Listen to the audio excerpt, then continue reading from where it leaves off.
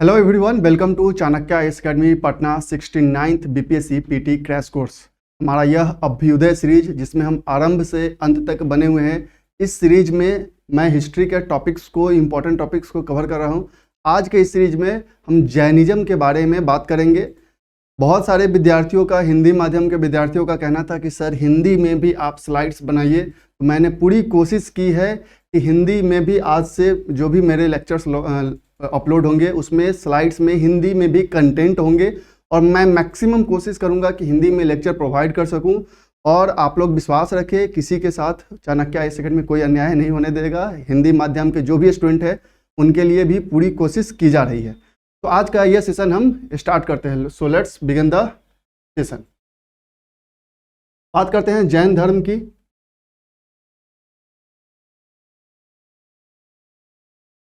तो सबसे पहले अगर हम बात करें कि जैन धर्म का कि टाइम पीरियड क्या था, वो कब उनका जन्म हुआ, तो ऐसा बिलीव माना जाता है कि जो जैन थे वो 540 से 468 ईसा पूर्व में वो रहते थे। उनका जन्म जो हुआ था वह वैशाली के निकट कुंडाग्राम, जो कुंडाग्राम एक जगह है वैशाली के निकट में, वहीं पे उनका जन्म 540 बीसी के आसपास हुआ था।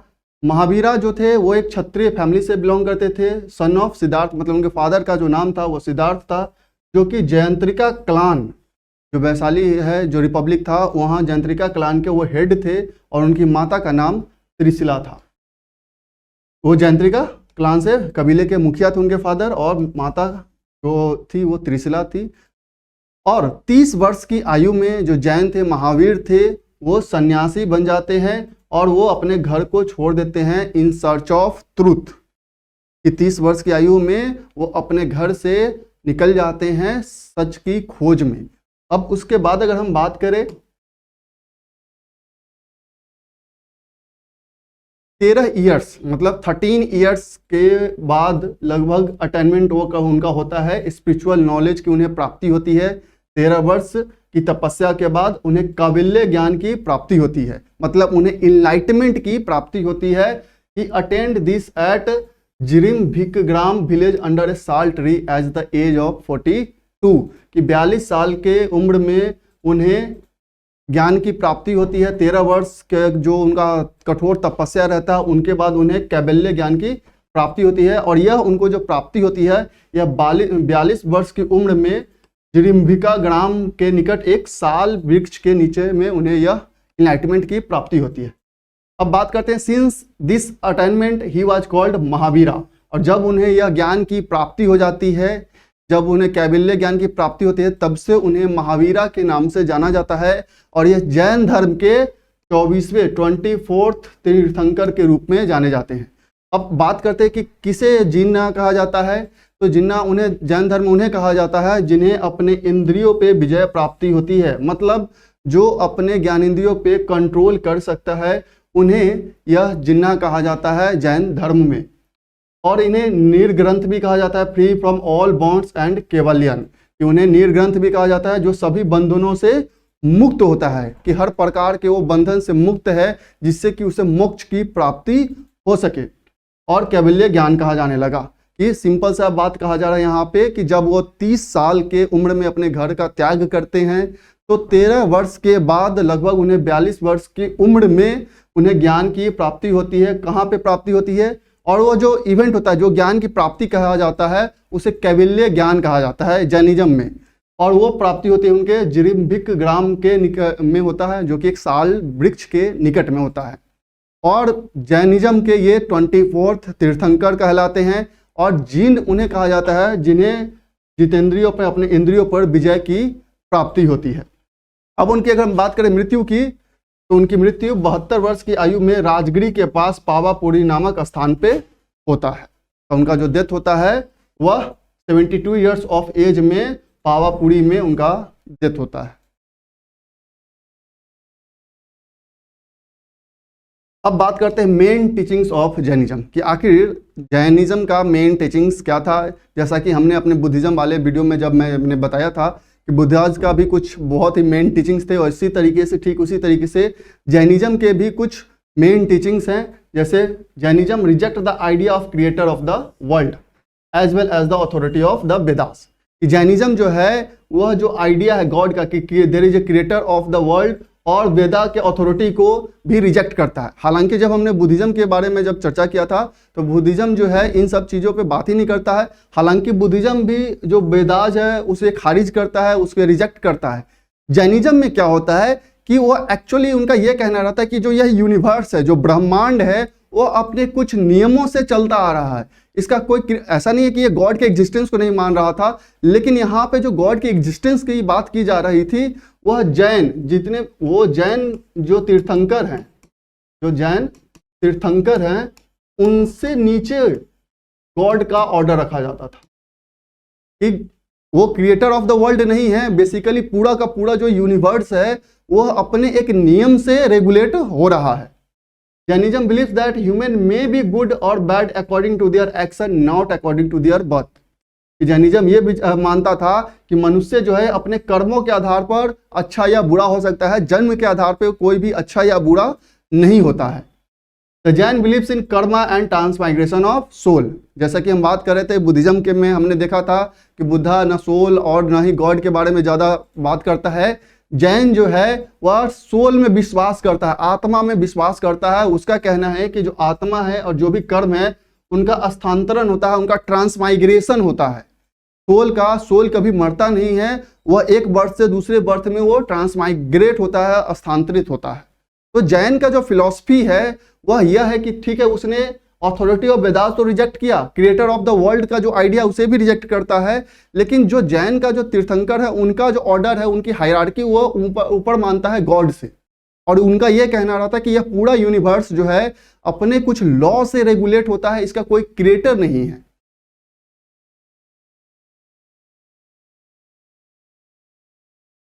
अब बात करते हैं और कुछ इनके टीचिंग है। Salvation comes from getting rid of the cycle of birth and rebirth.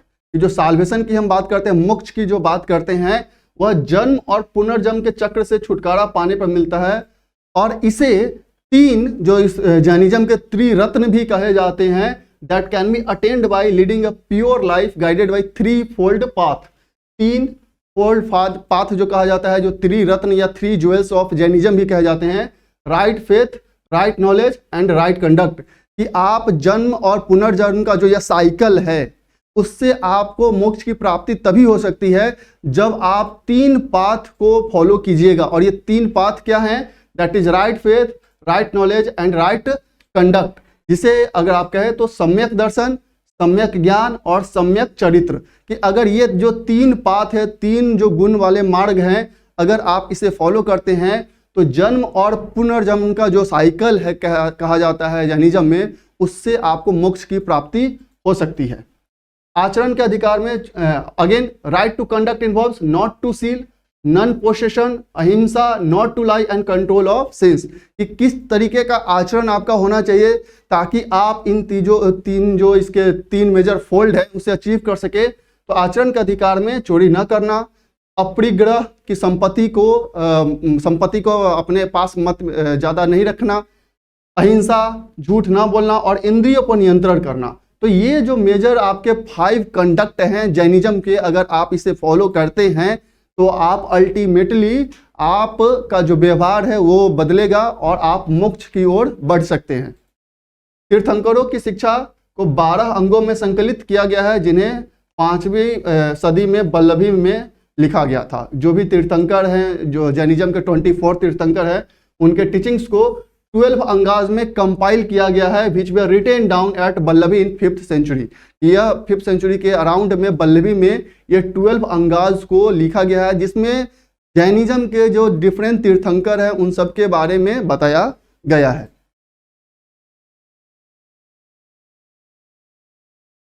अब बात करते हैं डॉक्ट्रिन ऑफ जैनिज्म की, कि आखिर क्या डॉक्ट्रिन है, जैनिज्म के जो सिद्धांत है वो क्या है। तो इसके जो 5 मेजर सिद्धांत है, जैसा कि जस्ट हमने पीछे भी डिस्कस किया, उस 5 सिद्धांत की अगर हम बात करते हैं, 5 डॉक्ट्रिन ऑफ जैनिज्म की अगर हम बात करते हैं, तो पहला है सत्य, मतलब डू नॉट स्पीक लाई, कि झूठ मत बोलो। Ahimsa, do not commit violence.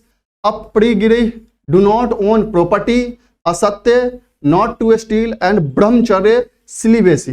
जो ये 5 डॉक्ट्रिन हैं, इन 5 डॉक्ट्रिन में से सिर्फ एक डॉक्ट्रिन ब्रह्मचर्य जो पहले ये 4 थे, ये ब्रह्मचर्य जो आपका डॉक्ट्रिन है जैनिज्म का, ये ऐड किया गया महावीरा के द्वारा। महावीरा के द्वारा इसे ऐड किया गया। जो लेटर है वो ऑलरेडी दिए गए थे। ये इन 5 डॉक्ट्रिन में से सिर्फ एक डॉक्ट्रिन है जिसे महावीरा ने ऐड किया, दैट इज कॉल्ड ब्रह्मचर्य। तो ये 5 जैनिज्म के सिद्धांत है। कौन कौन से आप देख सकते हैं? अहिंसा, जीव को चोट न पहुंचाना, सत्य, झूठ न बोलना, असत्य, चोरी न करना, अपरिग्रह, संपत्ति का संचय न करना, मतलब आप प्रॉपर्टी को ओन न करें, और ब्रह्मचर्य जिसे जैन महावीर ने 24 तीर्थंकर ने इसे ऐड किया था। तो ये मेजर 5 सिद्धांत है जैनिज्म के कि अगर आप इन डॉक्ट्रिन को फॉलो करते हैं और त्रिरत्ना को फॉलो करते हैं तो लाइफ का जो साइकिल है बर्थ और रीबर्थ का, उससे आपको मुक्ति मिल सकती है, मोक्ष की प्राप्ति हो सकती है, कबीले ज्ञान इनलाइटमेंट की प्राप्ति हो सकती है।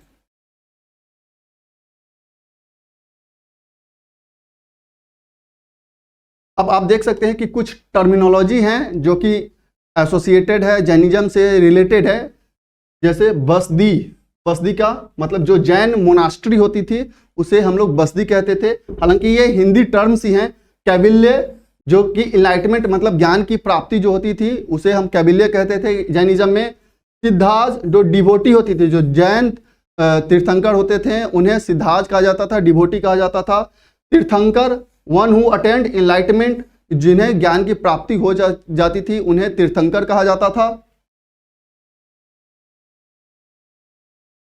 आफ्टर दैट सलेखना, ये जैनिज्म का एक बहुत ही कॉन्सेप्ट है, इंपॉर्टेंट कॉन्सेप्ट है। Voluntary death and Orthodox Jain tradition, यह एक जैन का ऑर्थोडॉक्स ट्रेडिशन था जिसमें वॉलेंट्री खुद से वो मृत्यु की प्राप्ति चाहते थे। कोई भी व्यक्ति चाहता था कि उन्हें मृत्यु की प्राप्ति हो सके तो इसके लिए वो प्रैक्टिस करते थे सलेखना। तो ये कॉन्सेप्ट आपको याद रखना है कि सलेखना का प्रिंसिपल किससे जुड़ा हुआ था, तो वो जैनिज्म से जुड़ा हुआ है।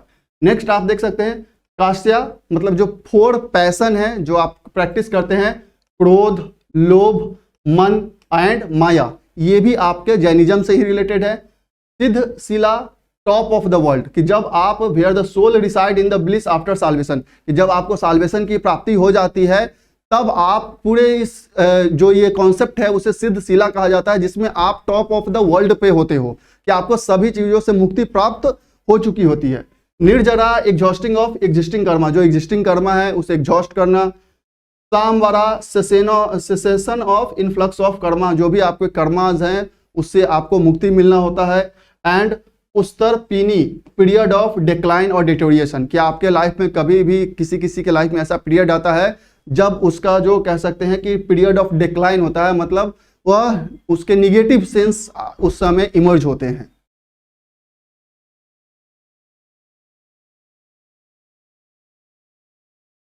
अब जैसा कि हम लोग त्रिरत्ना ऑफ जैनिज्म की बात कर रहे थे कि अगर ये त्रिरत्ना को आप फॉलो करते हैं तो cycle of life and rebirth का जो कॉन्सेप्ट है उससे आपको लिबरेशन मिल सकता है, मुक्ति मिल सकता है। Right faith, right knowledge and right conduct की हम बात कर रहे थे। सम्यक दर्शन, सम्यक ज्ञान एंड सम्यक चरित्र की ये 3 मेजर रत्ना है, 3 ज्वेल्स कहा जाता है जैनिज्म का, जिससे कि आपको काबिल्य ज्ञान की प्राप्ति हो सकती है।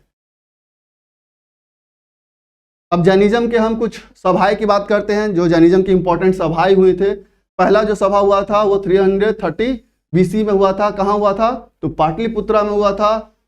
और इसके जो चेयरमैन थे वो स्थूलभद्र थे और इसके पैट्रोन जो थे वो चंद्रगुप्त मौर्य थे। और यही चंद्रगुप्त मौर्य जो हैं यह जैनिज्म को साउथ इंडिया में स्प्रेड करते हैं। एंड रिजल्ट उनका लगता है, ये जो फर्स्ट आपका जैनिज्म का काउंसिल होता है उसी में जो 12 अंगाज हैं जिसमें जैन जो तीर्थंकर है उनके टीचिंग्स को शामिल किया गया है, इसका कंपाइलेशन जैन के जो प्रथम सभा होता है वहां पे होता है। दूसरी सभा होता है 512 BC में, यह होता है बल्लभी में, और जो इसके चेयरमैन होते हैं वो देवर्दी कश्माश्रमा होते हैं। एंड जो फाइनल कंपाइलेशन होता है ऑफ 12 अंगा एंड 12 उपांगाज, वो आपके सेकेंड जैन के काउंसिल में होता है। तो ये आपको याद रखना है, जैनिज्म काउंसिल जो जैन की सभाएं होती हैं कहाँ कहाँ होती है और उनके चेयरमैन होते हैं। अब ये जो जैनिज्म है ये आगे चल के 2 सेक्ट में डिवाइड हो जाता है। पहला सेक्ट है Digambars.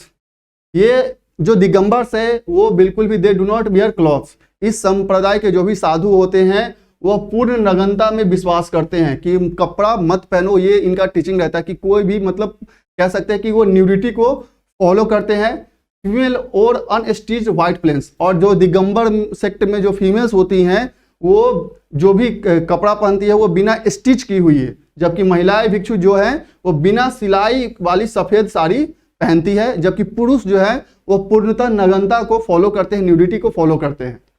Digambars follow all the 5 constraint of teaching. तो जो दिगंबर्स हैं वो जो 5 मेजर हमने टीचिंग्स देखा था वो फॉलो करते हैं, जिसमें ब्रह्मचर्य भी शामिल था। सत्य, अहिंसा, असत्य, अपरिग्रह और ब्रह्मचर्य।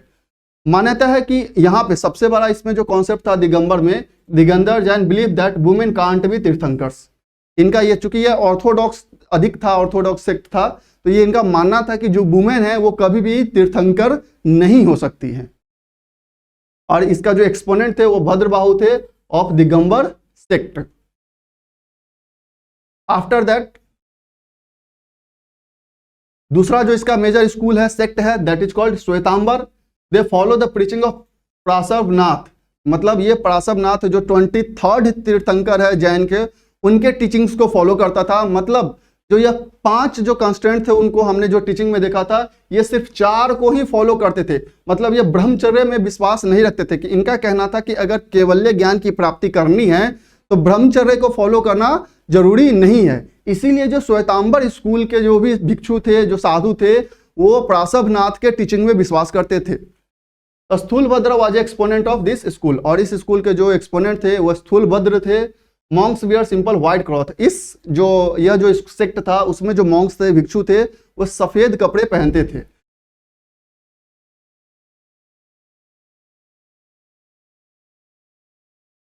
और ये जैसा कि हमने देखा कि जो आपका दिगंबर सेक्ट था वो काफी ऑर्थोडॉक्स था, जो यह बिलीव करता था कि जो महिला है वो कभी भी तीर्थंकर नहीं हो सकती है। लेकिन जो श्वेतांबर स्कूल है वह यह बिलीव करता है कि महिलाएं भी मुक्ति प्राप्त कर सकती है, महिलाएं भी तीर्थंकर के रूप में शामिल हो सकती है। Shwetambar tradition indicate 5 eternal substance in existence, soul, space, motion, rest, matter. जो श्वेतांबर ट्रेडिशन है वो 5 जो शाश्वत पदार्थ हैं उनमें बिलीव करता था, जैसे आत्मा, जीव, अंतरिक्ष, आकाश, गति, धर्म, आराम, अधर्म एंड पदार्थ। ये उसके 5 जो मेजर कह सकते हैं आपको सब्सटेंस थे, उसमें बिलीव करता था। जबकि दिगंबर सेक्ट ने एक एक्स्ट्रा आपको सब्सटेंस ऐड किया, दैट इज कॉल्ड समय, काल, और इसे चक्र के रूप में जाना जाता है। तो आपको ये डिस्टिंक्शन याद रखना है कि श्वेतांबर ट्रेडिशन में 5 इटर्नल सब्सटेंसेस थे, 5 शाश्वत पदार्थ थे। कौन कौन? आत्मा, अंतरिक्ष, आकाश, गति, धर्म, आराम, अधर्म और पदार्थ। जबकि दिगंबर सेक्ट में एक और ऐड हुआ, वो हुआ समय और काल, जिसे कहा जाता है।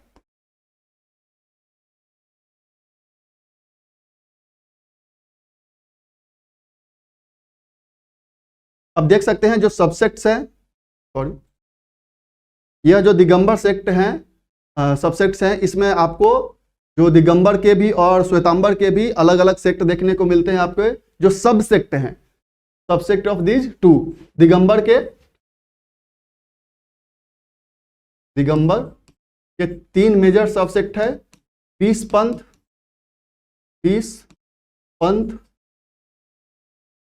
तारण पंथ एंड तेरा पंथ। ये 3 सबसेक्ट हैं किसके? आपके दिगंबर सेक्ट के। और श्वेतांबर के भी 3 सबसेक्ट हैं, मूर्ति पूजक, स्थनवासी,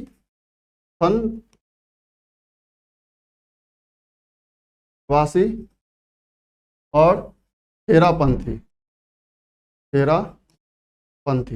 ये 3 सबसेक्ट हैं, जो 2 पहले आपके सेक्ट हैं जैनिज्म के, उनके सब सेक्ट हैं। दिगंबर के 20 पंथी, तारणपंथी एंड थेरापंथी, श्वेतांबर के मूर्ति पूजक, स्थनवासी एंड थेरापंथी। ये 3 मेजर सबसेक्ट है इन दोनों सेक्ट के। अब आप देख सकते हैं कि जितने भी तीर्थंकर थे जैनिज्म में, उनसे रिलेटेड कुछ सिंबल्स यूज होते थे। आपको हर एक सिंबल याद करने की जरूरत नहीं है, पहले 2-3 याद रखें, लास्ट के 2 आपको याद रखने चाहिए। जैसे जो आदिनाथ, जो फर्स्ट तीर्थंकर थे जैन के, उन्हें बुल से रिप्रेजेंट किया जाता था। अजीतनाथ, जिन्हें एलिफेंट से रिप्रेजेंट किया जाता था। संभवनाथ, जिन्हें हॉर्स से रिप्रेजेंट किया जाता था। अभिनंद्रनाथ, जिसे मंकी से रिप्रेजेंट किया जाता था। सुमंतीनाथ, हिरोन और रेड गूज से रिप्रेजेंट किया जाता था। पद्म प्रभा, पद्मा से रिप्रेजेंट किया जाता था। सुपर्स वननाथ, स्वास्तिका से रिप्रेजेंट किया जाता था। चंद्र प्रभा, क्रिसेंट मून। पुष्प पदंता, क्रोकोडाइल से रिप्रेजेंट किया जाता था। स्थिल अंसलंता, श्रीवास्ता से रिप्रेजेंट किया जाता था। श्रेय संथा, राइनो। वसु पूज्य, बफेलो से रिप्रेजेंट किया जाता था। फिर आप देख सकते हैं भीमल नाथ, बोर से रिप्रेजेंट किया जाता था। अनंतनाथ, ईगल। धर्मनाथ, वज्र। शांतिनाथ, एंटीलोप। कुंथीनाथ, गोट। अरानाथ, नादेत और फिश से रिप्रेजेंट किया जाता था। मलिनाथ, आपको ये याद रखना इंपॉर्टेंट है, बीपीएससी पूछ भी चुका है। कलश। Munisuvrata, tortoise. Naminath, blue lotus. Neminath, conch. और पार्श्वनाथ, जिसे शेषनाग, जो कि 24th तीर्थंकर थे, जिन्हें श्वेतांबर सेक्ट फॉलो करता था। और ये महावीरा जो थे, जो 24 तीर्थंकर थे, जो लायन से रिप्रेजेंट किए जाते थे, जिनके बारे में हमने अभी जस्ट डिटेल में डिस्कशन किया। अब प्रीवियस ईयर के एक क्वेश्चन को देख सकते हैं, जो जिसे बीपीएससी ने पूछा था कि जो 3 रत्न और 3 ज्वेल्स हैं, राइट नॉलेज, राइट फेथ और राइट एक्शन, और किससे रिलेटेड है, जस्ट हमने डिस्कशन किया। इन्हें 3 रत्न और 3 ज्वेल्स ऑफ जैनिज्म भी बोला जाता है, और ये जैनिज्म से रिलेटेड है। तो जितने हमने अभी डिस्कशन किया, अगर बीपीएससी जैनिज्म से क्वेश्चन पूछती है तो आपके इस सेक्शन से आसानी से कवर हो जाएगा। तो ये था हमारा जैनिज्म से रिलेटेड सीरीज, अभ्युदय सीरीज का हिस्ट्री का पार्ट। आप हमें कमेंट में जरूर बताएं, खासकर हिंदी माध्यम के स्टूडेंट्स, जिससे मैंने कोशिश की है कि मैक्सिमम हिंदी में भी कवर किया जा सके, ताकि उन्हें भी इजी हो इसे समझना। तो that's all for today, thank you.